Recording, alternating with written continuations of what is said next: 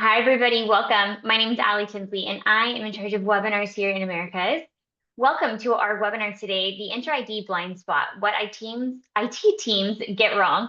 Today, we have with us Stefan Vanderwal, and he will be presenting on this today.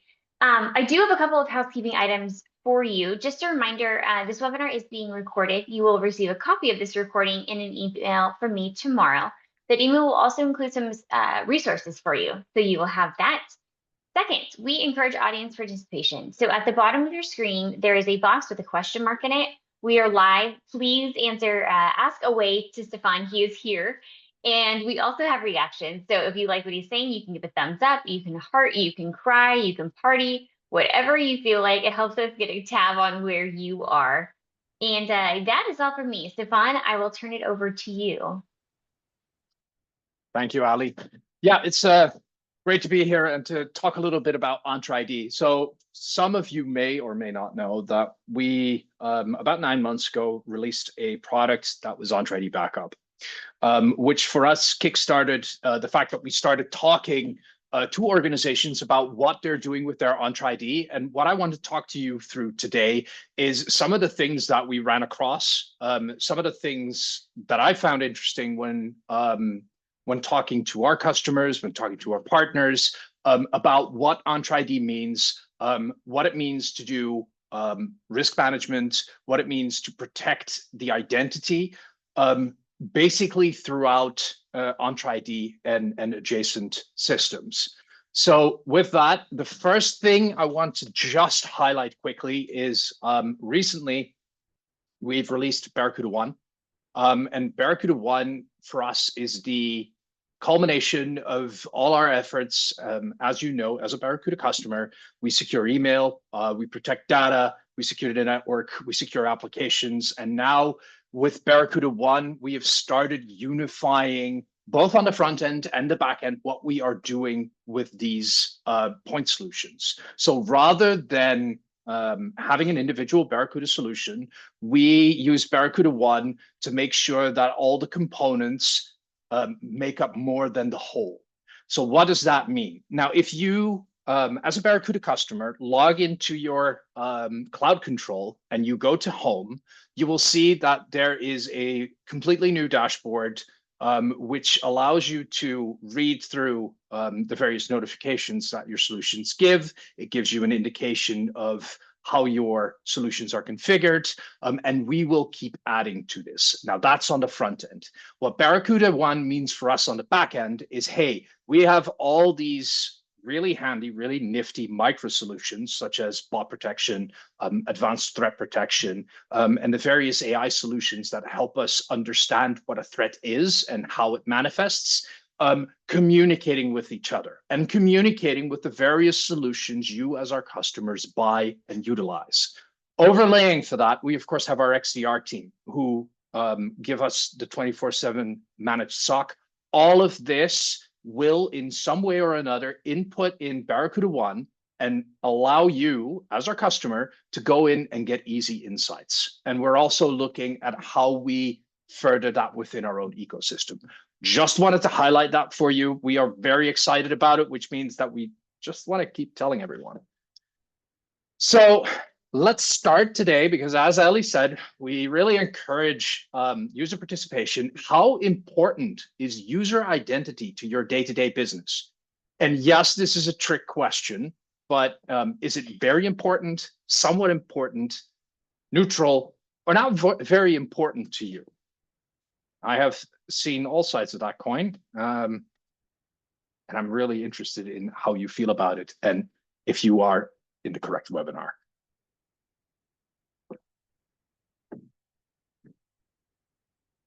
I'll give people a little time to answer the question.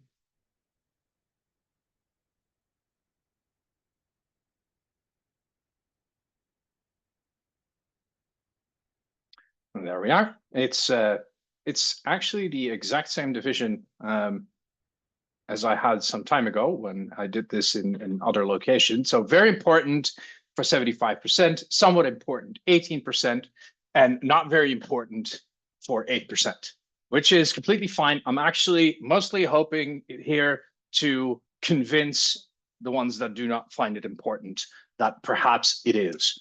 So why are identities important? Why do we feel that identities are important? We're a security company. And frankly, if I don't know who a user is or have no way of identifying who interacts with my systems or with my information, then I can't really do anything. I can't secure anything because identity helps me ensure to find out who someone is. It then dictates by roles or functions what a user is allowed to do within my environment. Are they, for instance, allowed to manage my entire server area? Are they allowed to SSH into specific network components? If the answer is yes, they're allowed and they're doing it completely fine. If not, then we have a problem. Mostly also because if you are looking at it through the lens of a cyber criminal, identity is the primary target. It's one of the most important and most coveted data points there is. If I can get a username and password combination of any organization's environment, that means that I can get in and start pivoting into other areas of that organization.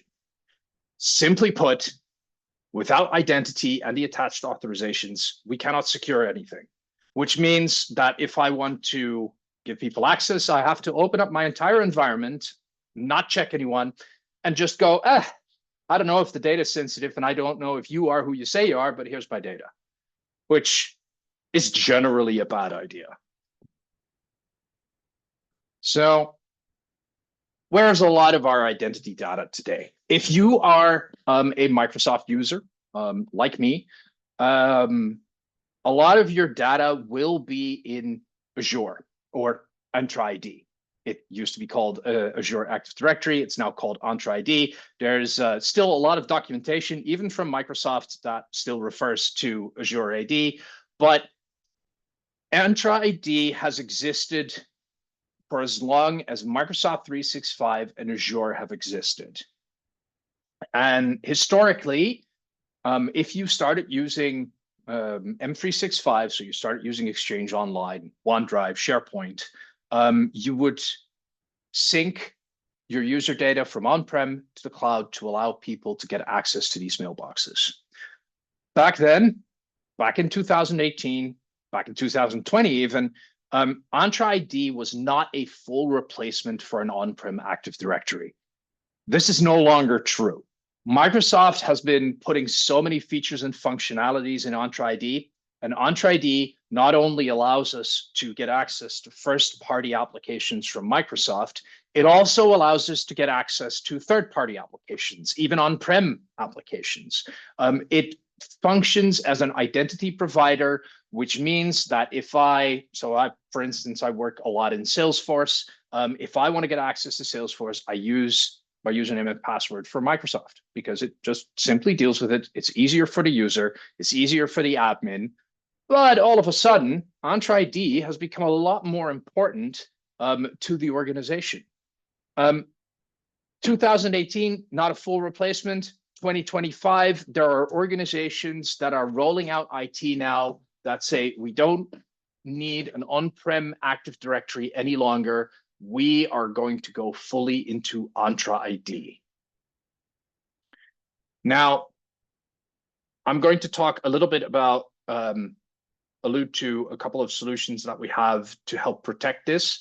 But when it comes to the risks and to the challenges with identity, you can think about this broader than just Entra ID. You could think about an identity provider like Google, but for our intents and purposes, we will talk about Entra today. So what does Entra ID contain? At its core, it will contain users, groups, roles, and administrative units. Simply, hey, who are you? And where are you from? And what are you doing within the organization? That is the simplest form. If you just use Exchange Online, you may get away with only having users, groups, roles, and administrative units. But now, with organizations adopting a lot of third-party applications, having a lot of SaaS software, we see that these enterprise applications allow for access to third-party apps using the Entra ID credentials. Aside from that, It will also register which devices you are using and how you are allowed access with those devices. For instance, my name is Stefan. I work from the Netherlands. I sit here in my home office. I access various applications through my home. It's all completely fine. Now, if I were to go into one of the offices, say Chelmsford in the US, where there's a Barracuda office, I can sit down, have my Barracuda laptop, I open it up, and all of a sudden, instead of having to use a MFA token, having to use a YubiKey, I can just access certain apps within Barracuda without the additional security measures, simply by dint of being at the office. Now, this is not a true example, but it is an example nonetheless of how these elements are working, because these enterprise applications dictate where we communicate with. The conditional access policies dictate where I can get access to and how I can get access to those. Authentication policies will tell me how strong my passwords need to be and whether or not I'm forced to use MFA. Last but not least, every interaction with an account in Entra ID will be logged within the audit logs, whether or not it's a successful login or it's an unsuccessful login. It will also give some additional information, which we will go into a little bit later. So having set a little bit of the scene, let me ask you another question. Has your organization taken any additional steps to protect your Entra ID? And this gives me a moment to have a sip of water. Now, there's no judgment on that, because there's I've had the most wide variety of answers from organizations that have taken additional steps to organizations that haven't really realized that it contains so much information of them. And the scope for that is immense. And that is for small organizations, for bigger organizations, and also who you ask within an organization, right? I'm just curious at this point.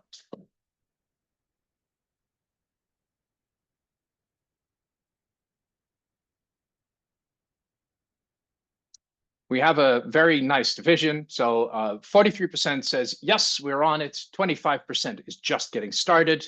9% is planning to. 16% has not started, and 7% is unsure. Well, thank you for that. I appreciate that. That paints the picture that I also get when I talk to customers during events, but also when addressing various risks within organizations. So speaking of risks, when we're going through the rest of the story, I want you to keep two things in mind. When we talk about data loss or loss of access or anything that happens with the data within Entra ID, I want you to think about these two elements: malicious loss and accidental loss. Everything that can happen falls in those two buckets. Malicious loss simply means that there was someone pressing a button or doing something to your environment to your detriment and maybe to their benefit, but there's an actor in there actively pursuing doing something to your environment. Accidental loss is anything from pressing a button, from having an oopsie, to Microsoft making a change that was a surprise. Anything that simply does not have a malicious component into it. All the things that we want to address when we protect Entra ID fall in those two buckets. Is that an oversimplification? Slightly, but it does cover almost 99% of cases. So why would you protect your Entra ID if the idea of identity alone is not enough? First of all, there's business continuity. I had a chat with an IT manager within an organization who around the globe had various stores. These stores had a point of sale system that was accessed through cloud environment. Their users, everyone who needed to log into a point of sale, would have to go through Entra ID to be able to log in and to be able to do their day-to-day. The challenge was that at some point somebody made an accidental delete, which lost the group that had access to that. That is a specific part of, hey, my business cannot go on because I've lost the ability to identify myself to the application, because the applications simply went, no, you're not in the group, you don't have access. Second, anything to do with identity is and will be a primary target of any attack. It doesn't matter what or how, identity is the most valuable thing, either to maintain access within the organization or to sell to a third party on an online marketplace. Accidents happen. One of the stories came from our internal IDP users that told us, hey, on a busy day, we can have up to 40 changes in Entra ID for people that are changing roles, coming on board, are being offboarded, extra group, new application onboarded, 40 changes, which means 40 changes in one day is 40 opportunities to make a mistake. Now, thankfully, we don't usually make 40 mistakes in one day, but every change you make is just the option for a misconfiguration or an accidental deletion. And last but not least, compliance. If you have an identity system that contains usernames and passwords, it usually falls under compliance regulations, or if you have cyber insurance, it will be something that they will ask for, going, hey, you had an outbreak of ransomware. What happened to your identity system? How did they get to the various accounts? It's not defined per se as a system going, hey, you need to protect your Entra ID, but usually because these systems have such a large impact and are so much a target to move laterally through the organization, that compliance officers will ask for it. Simply put, the three data loss reasons: accidental deletion, so I pressed the button, something happened; malicious deletion, someone else did that for me; or something happened, misconfiguration. Now, having talked a little bit about the problem, let's talk about what we can do to solve. And we're going to still solve through the lens of a malicious actor versus an accident. And one of the ways we started talking to various customers about this is through the NIST Cybersecurity Framework, which is a brilliant way of just starting up the conversation. Hey, what have you done to identify risks, in this case, to your Entra ID? What are you doing to protect it from exploitation, from malicious and accidental loss? Which measures do you have in place? Which measures do you have to detect that someone is violating certain security principles? Maybe someone is trying to log into my account 40 times in 1 minute. That is something that is detectable. And when that gets detected, we're coming to the next part, we should actually respond to it. Still too often it happens, hey, yeah, we saw about 200 access attempts that didn't work, and then we had one that actually worked. Oops, we lost it. And last, hey, how do you recover if you do have an incident? And it's not entirely last, but govern. How do I know that the measures that I take work and are iterated upon? How can I prove that I'm in control? So with that in the back of the head, let's change track a little and go for the malicious actor. When we talk about malicious actors, and Lockheed did an excellent job of devising the cyber kill chain, I'm eternally grateful to them for that. These are the steps that a malicious actor will go through to get into your organization. Now, the further left it is, the harder it is to defend from. But let's take a look at Entra ID through that lens. So how would I protect Entra ID from reconnaissance? Quite difficult. The reason for that is that Entra ID, or Microsoft 365, is an open system. And if I go to portal.microsoft.com or myapps.microsoft.com. It asks me to log in. I can easily, as a malicious actor, start trying to use usernames and passwords to see if I can get a response, or I can try to attack a system that's connected to it. So that's probably not the best way to go. However, there's opportunity for it. Then weaponization, so attacking. This is getting something to gain a foothold into the organization, which can either be an exploit of an application or another tried and true method, but of course not if you're a Barracuda customer, is crafting a link and sending it to an email address and waiting for a user to click on it. That will then deliver the malicious payload, and that will give the initial foothold. Now, all of these are parts where Entra ID might play a role because it might be a specific user that gets targeted and compromised. But again, not the most ideal part. Now, where it comes to exploitation installation and then lateral movement, gaining access to Entra ID, and even better, gaining access to an Entra ID account that can do administration on Entra ID is perfect for command and control and lateral movement.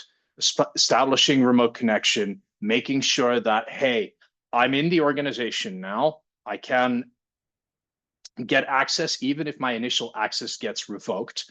I'll give you an example. A retailer in Europe played whack-a-mole with their attackers for a couple of months because they got within their identity store. They had no way of analyzing what was happening to their environment, and they had no way to recover and make sure that the accounts were really under their control. So the attacker would get in, the attacker would grab multiple accounts, and then they would revoke those accounts, and then the attacker would have different accounts. And that went on for a little while before they figured out what was going on. But that's the type of thing where lateral movement really hurts. This is the place where Entra ID would play the biggest role. Last one, actions and objectives. This is basically where we're beyond to be able to do something. They've gotten their objectives. We want to stop an attacker always before this element.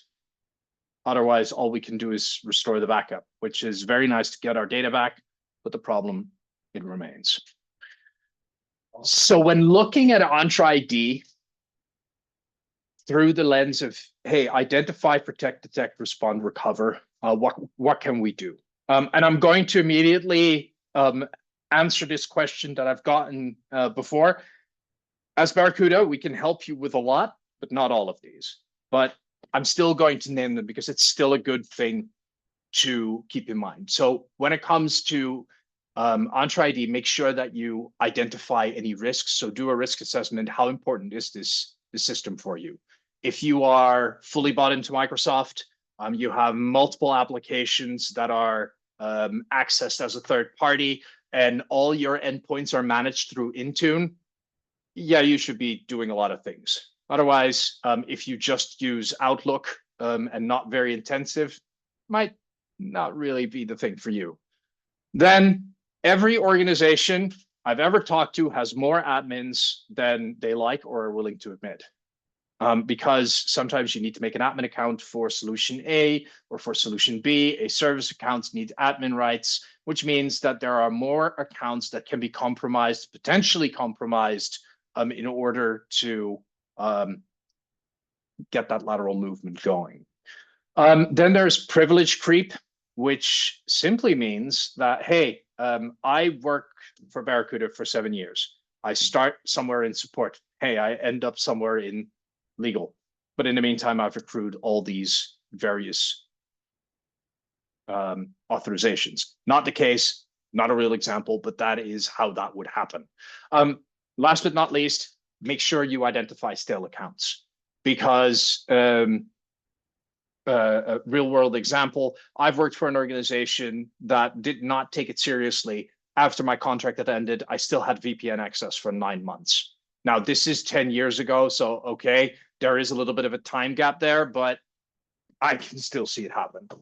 Then we come into an area where Barracuda is we are very confident in what we're doing because we help protecting all the time, for instance, through email. But this is about, hey, if you have systems that interact with Entra ID, how are they protected? Are the ones that are allowed to manage it, do they have additional security measures taken? When someone accesses my environment, do I have certain privileges that they need to have? Isn't it open to the world? Protect is simply which steps have I taken to make sure that if something happens, we can stop it. Now, another element where we're very comfortable is detect and respond, which we of course do through our solutions. We help detect, but with our XDR team, we help respond and make sure that when that big red button starts glowing, that we can help both ourselves and the organizations, our customers, to recover from an attack. And last, recover. Hey, we've done cloud-to-cloud backup, or we've done backup for ages. That's what recovery is about. And recovery, backup and restore might not help against a malicious actor per se. Yeah, it's nice to make sure that you can recover after the attack, but it still helps you for incidents. So just to make sure that I've positioned that, one of the things that we generally see happening in the market now is all the ability to detect and respond is taken seriously, which is something that we started hearing about 10 years ago, and then there's a little bit of a lead time, but really now we have good solutions to be able to. And when it comes to Entra ID, that for us fits squarely within the cloud security element, where we can monitor these logs and say, hey, wait a minute, this is Stefan, he's logged in from his account in the Netherlands. Oh, that's completely fine. If I come in from an account in North Korea after about 30 minutes, that's probably impossible travel, which is something that Microsoft notifies or at least throws a log for. But does it actually do something? Do you do something about it? So do you respond? When it comes to protecting your Entra ID from malicious actors, I would really go for an XDR route. And if that's Barracuda, yay, that's really great. But just as a general solution, do detection and response on your Entra ID. Make sure that you know who logs in, when, why, how, where, and what happens with it.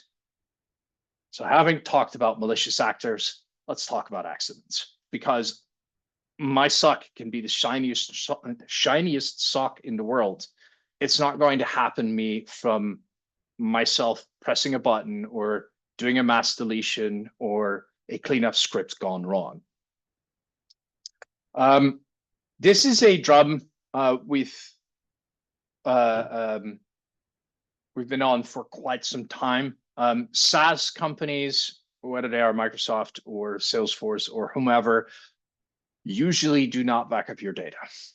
Actually, Microsoft has a whole paragraph, off the top of my head, it's 8.1 in their terms of service that says, hey, you should do an external backup if you want to manage your data.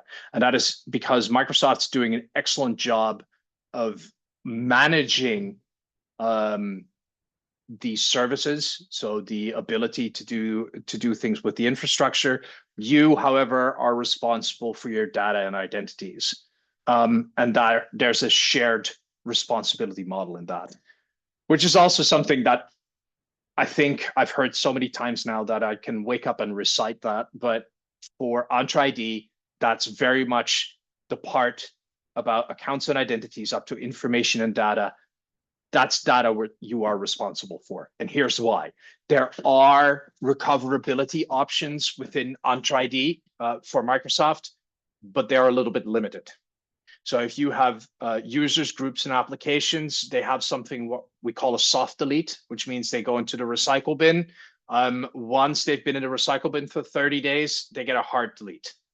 Now, in the beginning, I showed you a slide of about 13 components that are all fairly crucial to Entra ID, Intune, and the various elements of Microsoft revolving around identity.